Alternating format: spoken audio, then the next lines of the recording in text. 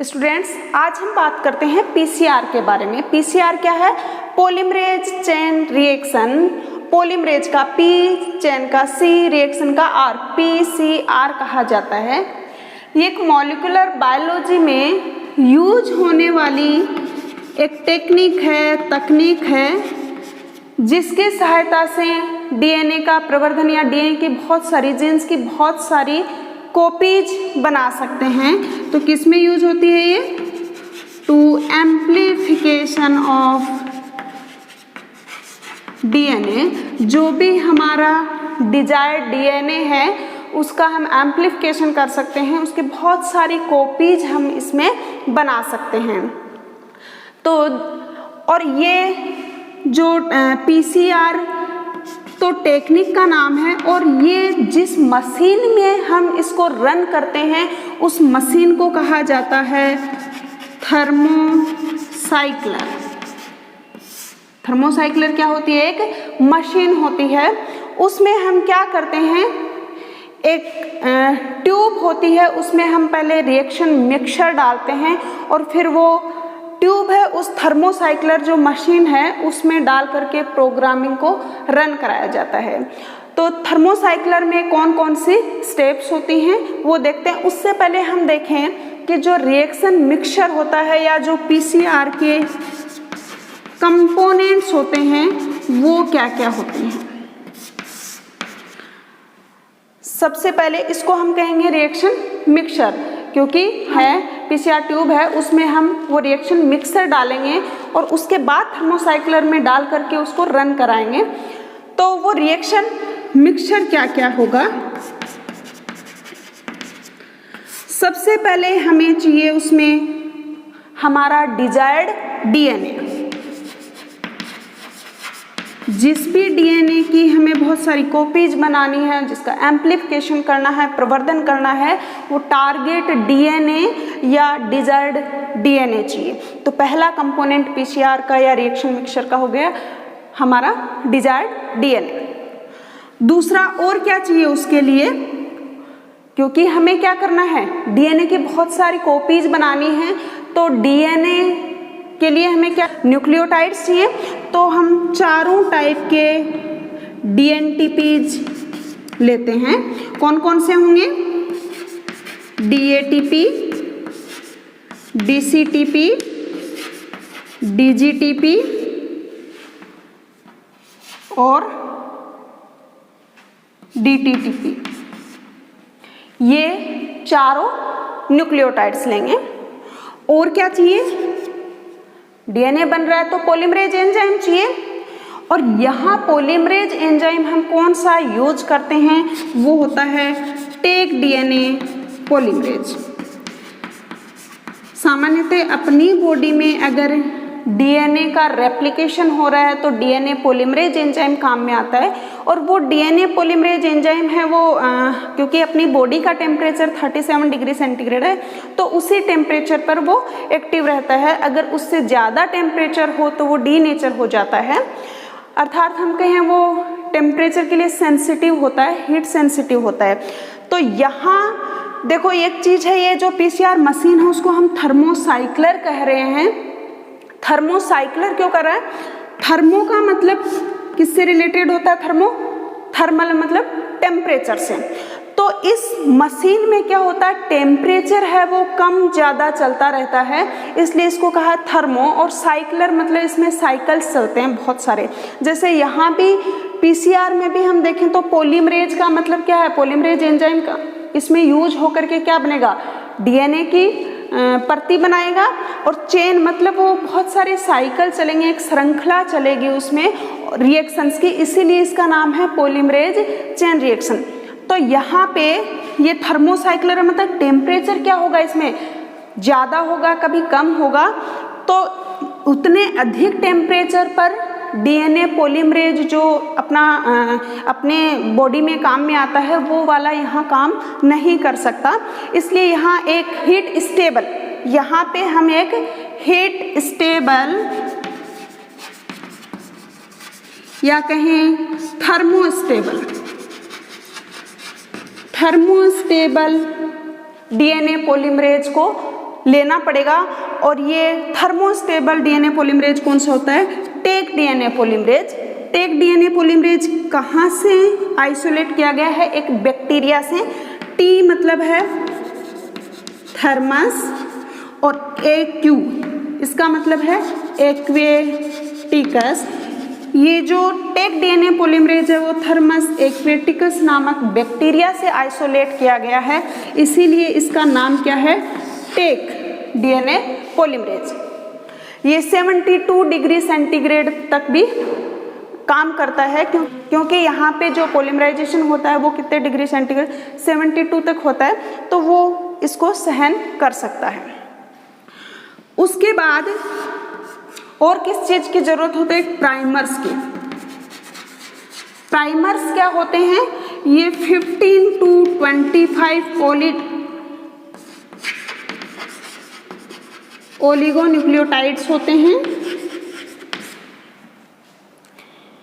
और ये न्यूक्लियोटाइड, यहाँ पे प्राइमर हम दो टाइप के लेते हैं, एक फॉरवर्ड और एक रिवर्स, तो दो प्राइमर्स लेते हैं। तो ये वाला जो पूरा कंटेंट है पीसीआर का, उसको हम क्या करते हैं? एक पीसीआर ट्यूब होती है उसमें डाल देते हैं। क्या क्या डालेंगे इसमें? रिएक्शन मिक्सचर क्या क्या होगा? डिजायर्ड डीएनए और ये अपने न्यूक्लियोटाइड्स, चारों न्यूक्लियोटाइड्स डाल देंगे। टेक डीएनए पॉलीमरेज, यहाँ पे टेक डीएनए पॉलीमरेज एक थर्मस एक्वेटिकस लेते हैं, और भी थर्मोस्टेबल हैं। कई डीएनए पॉलीमरेज होते हैं, जैसे एक पीएफयू डीएनए पॉलीमरेज होता है, ये पायरोकोकस फ्यूरियोसस से निकाला गया है।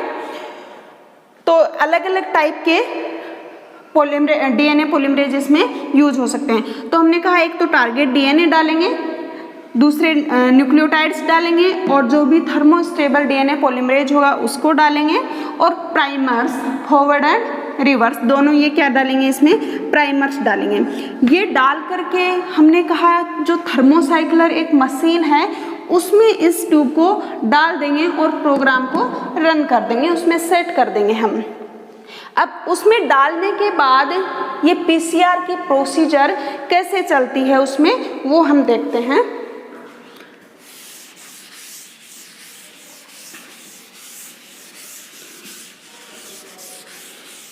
पीसीआर ट्यूब में ये डाल दिया हमने रिएक्शन मिक्सचर, और उसके बाद उस थर्मोसाइक्लर में इसको रन कराएंगे।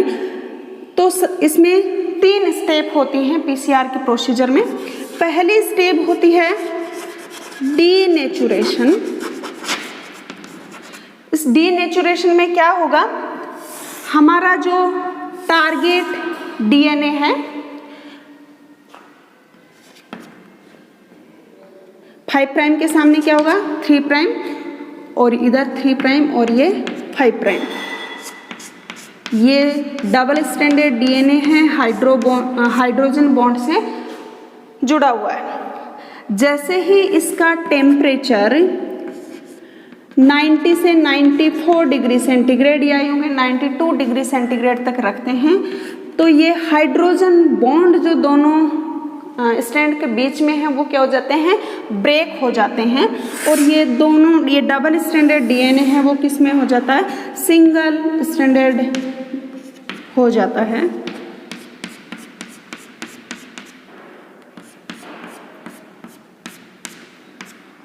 ये हो गया। उसके बाद डीनेचुरेशन के बाद में दूसरी स्टेप आती है एनीलिंग ऑफ प्राइमर्स। अब हमने कहा इसमें 2 टाइप के प्राइमर लेते हैं हम, एक फॉरवर्ड और दूसरा बैकवर्ड। अब ये प्राइमर होते हैं वो कहाँ पे ऐड होते हैं? हमने कहा 15 to 25 ओलिगोन्यूक्लियोटाइड्स होते हैं, और ये जो टारगेट डीएनए हैं उसके एंड्स पे जाकर के बाइंड हो जाते हैं, एनील हो जाते हैं। उसके लिए हमें टेम्परेचर कितना चाहिए? उसके लिए 50 to 54 के बीच का, अर्थात 52 डिग्री सेंटीग्रेड तक का हम क्या करते हैं? टेम्परेचर। इस टेम्परेचर पे ये क्या हो जाते हैं? यहाँ एनील। और ये जो एनीलिंग टेम्परेचर है वो जो डीएनए का मेल्टिंग टेम्परेचर है उससे क्या रखते हैं हम? 5 डिग्री सेंटीग्रेड कम रखते हैं, ताकि वो उसके साथ क्या हो जाए? एनील हो जाए।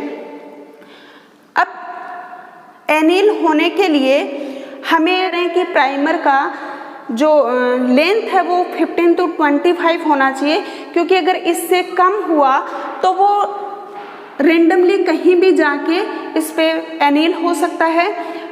दूसरी चीज़, अगर वो उससे ज़्यादा लेंथ का हुआ तो उसको बाइंड होने में टाइम लग जाएगा, इसलिए हम इतनी ही लेंथ का प्राइमर लेते हैं। अब ये प्राइमर भी हमें बनाने के लिए एक और क्या होनी चाहिए हम अपने पास इंफॉर्मेशन, ये जो अपने पास टारगेट जो डीएनए है उसकी एंड्स, कम से कम उसके एंड्स के सीक्वेंस तो हमें पता होनी चाहिए ताकि उसके कॉम्प्लीमेंट्री हम प्राइमर बना सकें। अगर हमें इसके एंड्स के सीक्वेंस पता होगी तो उसके कॉम्प्लीमेंट्री हम क्या डिजाइन कर सकते हैं, प्राइमर डिजाइन कर सकते हैं। तो हमने प्राइमर डिजाइन किया, और डीएनए पॉलीमरेज हमेशा किस डायरेक्शन में वर्क करता है, 5 प्राइम टू 3 प्राइम। तो ये प्राइमर किधर एनील होंगे,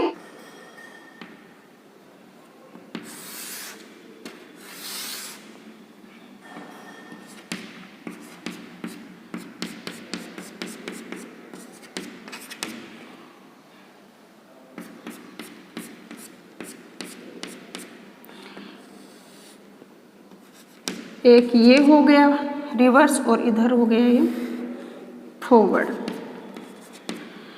अब तीसरी स्टेप होती है इलोंगेशन या एक्सटेंशन या कहें सिंथेसिस फेज, क्योंकि यहाँ क्या होगा, डीएनए का सिंथेसिस होगा या डीएनए का इलोंगेशन होगा, उसका एक्सटेंशन होगा, अर्थात इसे एक्सपोनेंशियल फेज भी कहा जाता है, क्योंकि यहाँ पे डीएनए अब जब उसकी बहुत सारी कॉपीज बनेंगी तो वो एक्सपोनेंशियल क्रम में बनती हैं, अर्थात चरघातांकी क्रम में डीएनए की प्रतियां बनती हैं।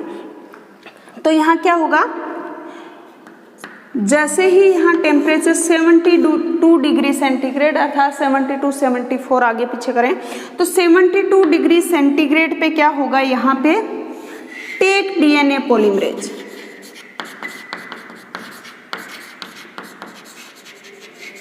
टेक डीएनए पॉलीमरेज यहाँ पे क्या हो जाएगा, बाइंड हो जाएगा। आगे यहाँ हम बनाएं तो ये बाइंड हो जाएगा, और बाइंड होने के बाद में क्या होगा, ये क्योंकि अपने पास हमने क्या डाला था रिएक्शन मिक्सचर में, डीएनटीपीज न्यूक्लियोटाइड्स भी डाले थे, तो इसकी कॉम्प्लीमेंट्री यहाँ ये टेक डीएनए पॉलीमरेज है इतने अधिक टेम्परेचर पे, क्योंकि ये क्या है, स्टेबल है, तो ये रिएक्शन कराएगा और पॉलीमराइजेशन होकर क्या बन जाएगा इधर। और यहाँ पे इस डीएनए पॉलीमरेज ने क्या किया, इधर पहले, अब अपने पास क्या बन गए हैं डीएनए के 2 स्ट्रैंड।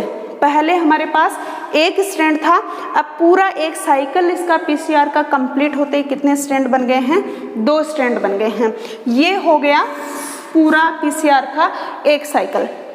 उसके बाद सेकेंड साइकिल रन होगा उसमें, क्योंकि थर्मोसाइक्लर में हम पहले ही डाल देते हैं कि कितने साइकिल हमें रन कराने हैं, चलाने हैं, तो उसमें सेटिंग है। तो अब इसके बाद में नेक्स्ट कौन सा, सेकेंड साइकिल स्टार्ट होगा। सेकेंड होगा तो अब हमारे पास 2 स्ट्रैंड बन गए हैं, ये 2 स्ट्रैंड है, ये हमें फर्स्ट साइकिल के बाद मिल गए हैं। अब क्या होगा, यहाँ पे दूसरे साइकिल की फर्स्ट स्टेप क्या होगी, डीनेचुरेशन। डीनेचुरेशन होगा तो ये हाइड्रोजन बॉन्ड टूटेंगे, अलग अलग हो जाएंगे।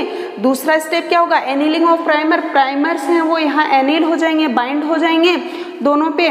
और उसके बाद में इलोंगेशन स्टेप होगी, तो यहाँ पे डीएनए का पॉलीमराइजेशन होगा। तो इस बार अपने को कितनी प्रतियां प्राप्त होंगी, 4 स्ट्रैंड बन जाएंगे। पहले हमारे पास एक स्ट्रैंड था, फिर कितने बने, 2 स्ट्रैंड बने पहले साइकिल के बाद, दूसरे साइकिल के बाद कितने बनेंगे, 4। तो ऐसे हम करें, पहले हमारे पास एक स्ट्रैंड था, एक साइकिल के बाद 2 मिले, 2 के बाद 4, 4 के बाद 8, 8 के बाद 16, 16 के बाद 32, 32 के बाद 64। तो ये एक्सपोनेंशियल ऑर्डर में क्या हो रहा है, इसका कॉपीज बन रही हैं। तो इस प्रकार से हम पीसीआर से बहुत ही कम समय में और इसकी कॉस्ट भी क्या होती है, कम होती है, हमें मेहनत भी कम करनी पड़ती है, तो बहुत जल्दी हमारे पास कम समय में और इतनी सारी डीएनए की कॉपीज मिल जाती हैं। जबकि हम जो ट्रेडिशनल क्लोनिंग जब हम कराते हैं तो वहाँ पे क्या होता है, कॉस्टली भी ज़्यादा पड़ता है, हमें खुद को मेहनत भी वहाँ पे ज़्यादा करनी पड़ती है, जबकि और वहाँ टाइम भी ज़्यादा लगता है, टाइम कंज्यूमिंग है, जबकि यहाँ टाइम बहुत कम लगता है, कम, वहाँ 3-4 दिन लगते हैं और यहाँ 3-4 घंटों में ही वो काम हो जाता है। तो इसके बाद हम पीसीआर की देखें एप्लीकेशन। जैसे ये हमने कहा मॉलिक्यूलर बायोलॉजी में काम आती है। जब भी हमें किसी डीएनए का एनालिसिस करना होता है तो पहले हम क्या करते हैं, अगर डीएनए की क्वांटिटी हमारे पास कम है तो पहले उसका हम एम्प्लीफिकेशन करते हैं, उसके बाद उसका एनालिसिस करते हैं। इसलिए ये मॉलिक्यूलर बायोलॉजी में यूज होने वाली टेक्निक है। जैसे फॉरेंसिक साइंस में पीसीआर यूज होती है। जैसे मान लिया किसी क्राइम स्पॉट पे क्राइम हुआ है तो वहाँ पे मान लो उनके कोई बाल वगैरह गिर गए हैं, तो उसमें से हम क्या लेंगे, डीएनए की क्वांटिटी हमें बहुत कम मिलेगी और उसको हम पीसीआर की सहायता से एम्प्लीफाई करेंगे और उसके बाद में उसका पता लगा सकते हैं। ऐसे ही मान लो कोई एंडेंजर्ड स्पीसीज है प्लांट की या किसी की भी, तो उसमें से हम, क्योंकि इतना सारा डीएनए तो उनमें से ले नहीं सकते, वो ऑलरेडी क्या है, एंडेंजर्ड स्पीसीज है, तो उसमें से हम उसका कोई पार्ट लेंगे और उसमें से डीएनए निकाल के और फिर उस डीएनए की बहुत सारी प्रतियां बना लेते हैं। क्योंकि हमारे पास एक कॉपी से काम नहीं चलेगा, क्योंकि उसको हम क्या करते हैं बाद में, मान लिया जेल इलेक्ट्रोफोरेसिस कराते हैं तो उनमें भी कोई ज़रूरी नहीं है एक बार में हमारा रिजल्ट सही आ जाए, तो हमें बहुत सारी डीएनए की कॉपी चाहिए होती हैं। तो पहले हम क्या करते हैं, पीसीआर की सहायता से बहुत सारी कॉपीज बना लेते हैं। ऐसे ही मान लिया कोई ऐसा हमें प्लांट मिला है या ऐसी कोई सेल मिली है जो कोई एक विशेष प्रकार की एंटीबॉडी बनाती है, तो हम क्या कर सकते हैं, उससे उसका डीएनए लेकर के और वो पर्टिकुलर एंटीबॉडी बनाने वाले जीन को क्या कर सकते हैं, उसकी क्लोनिंग करा लेते हैं पीसीआर की सहायता से और बहुत सारी वहाँ से वो प्रोटीन प्राप्त कर सकते हैं। तो ये है इसकी मॉलिक्यूलर बायोलॉजी में एप्लीकेशंस। Thank you.